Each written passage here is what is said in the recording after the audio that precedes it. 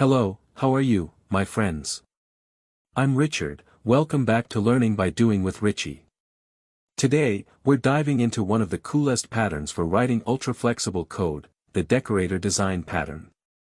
If your goal is to add new functionalities to an object without modifying its original source code, strictly adhering to the open/closed principle, OCP, of Solid, this tutorial is exactly what you need. Every decorator pattern starts with a base component or an interface that defines the structure of the object we are going to decorate. In our practical system example, our base interface is the drink class. We are using JavaScript's ES6 syntactic sugar with the class keyword. Look at the constructor, it's simple. It receives and defines the three fundamental properties of any drink in our system: the name, the description, and the cost. This establishes the initial state of our base object. It's crucial to understand that this is where we define our object's initial state, assigning these values to the object's properties with the lines this.name equals name, this.description equals description, and this.cost equals cost. This sets the base for our drink before any decoration.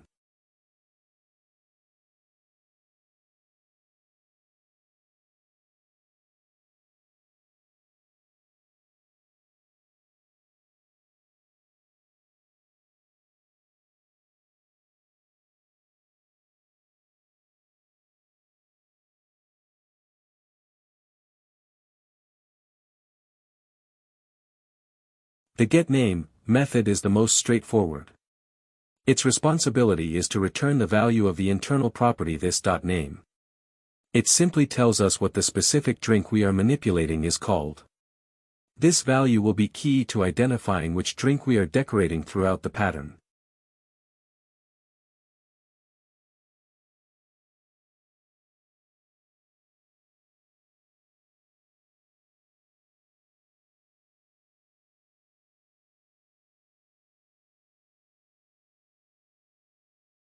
The getDescription method returns the value of this.description. This gives us the drink's base description. In the context of the decorator pattern, this method is especially important because it will be the text string we will modify or append to when applying a new decorator, such as adding with milk or with cream.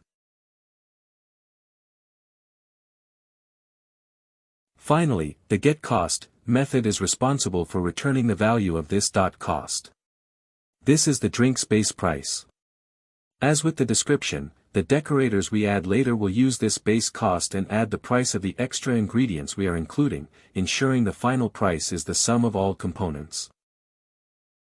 Now that we have our base component, drink, it's time to create the central piece of the pattern, the abstract decorator. In our example, we will call it IngredientDecorator. Observe the most important thing: IngredientDecorator extends, or inherits from, our base drink class. This is what guarantees that any decorator we use can be treated exactly like a normal drink. The Liskov substitution principle, LSP, is met right here.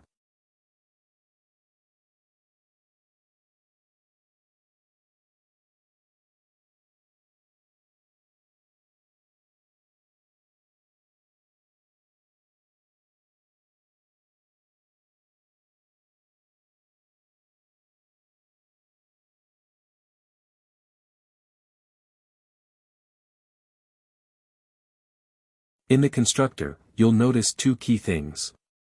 First, it receives one argument, the decorated drink, the drink to be decorated. Second, it calls super, to initialize its properties. However, the crucial line is, this.decorated drink equals decorated drink. With this, the decorator wraps the object it is going to decorate. The decorated drink can be the base drink or it can be another decorator. This recursivity is what allows ingredients to be stacked.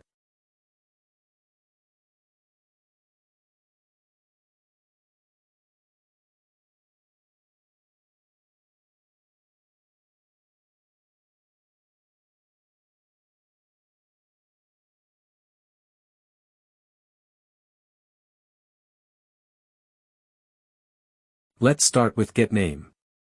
If you look at the code, you'll notice this method is entirely passive.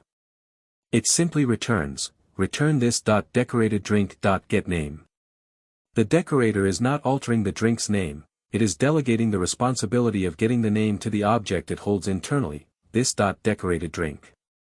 This delegation ensures that the client calling the decorator always gets the base name, without interference. The getDescription method follows the same delegation logic, return this .decoratedDrink.getDescription. In the abstract decorator, we are simply passing the call. However, this method will be one of the most important, as the concrete decorators that inherit from here will override this method to add the description of the new ingredient. For now, we just delegate.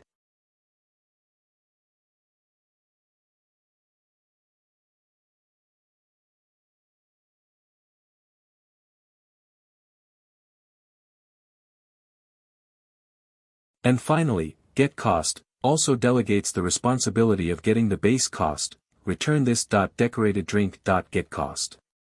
As with the description, the concrete decorators will perform the magic here. They will call this .decoratedDrink.getCost, and then add the price of their own ingredient to that result. The abstract decorator simply acts as the intermediary guaranteeing that the method exists and is callable.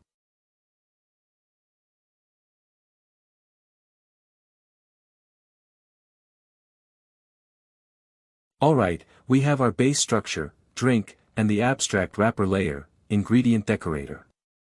Now we need the actual product, the object we are going to decorate.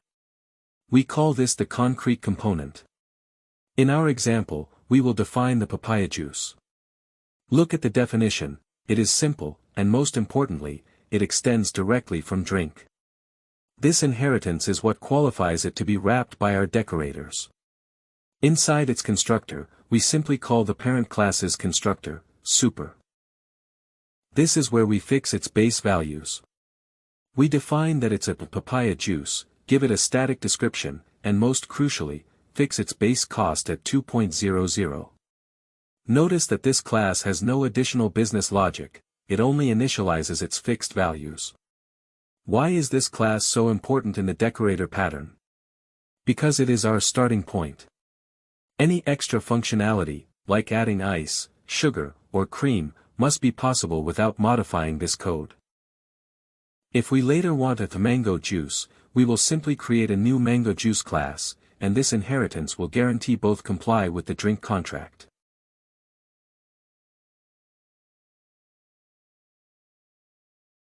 Now we are going to create our first concrete decorator, the MilkDecorator.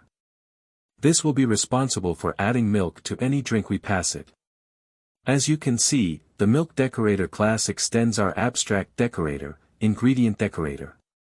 This is fundamental because it guarantees that it inherits the ability to wrap another drink and that it complies with the drink class contract.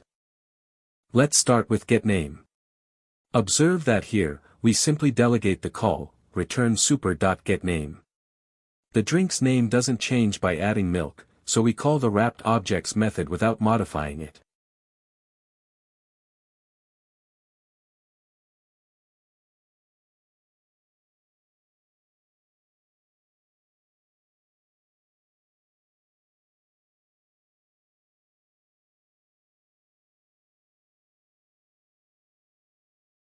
The getDescription method does something similar.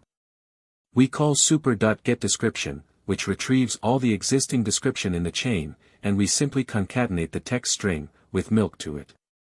This is how we build the drink's description cumulatively and dynamically as the decorators are stacked.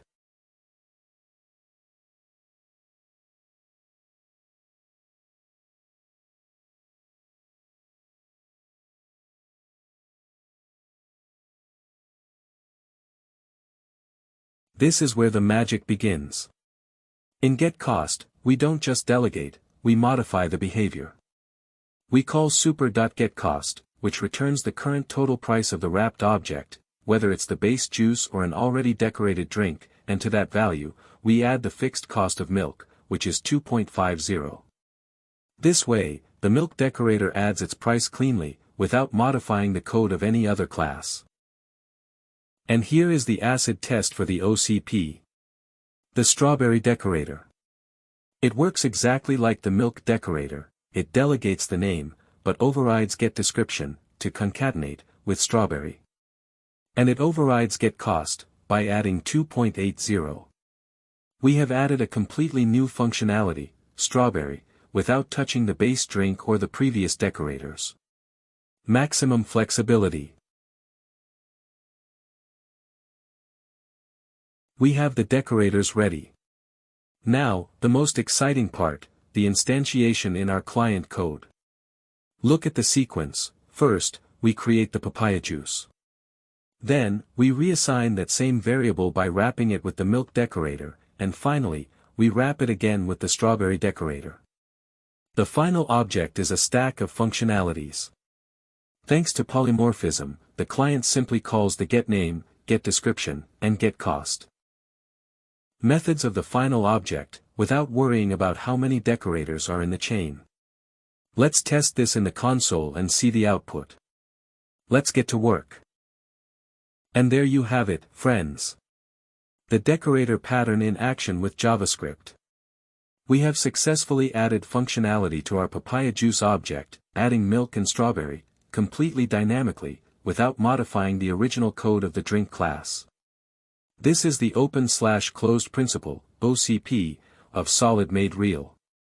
I hope this example helps you write more flexible, scalable, and maintainable code.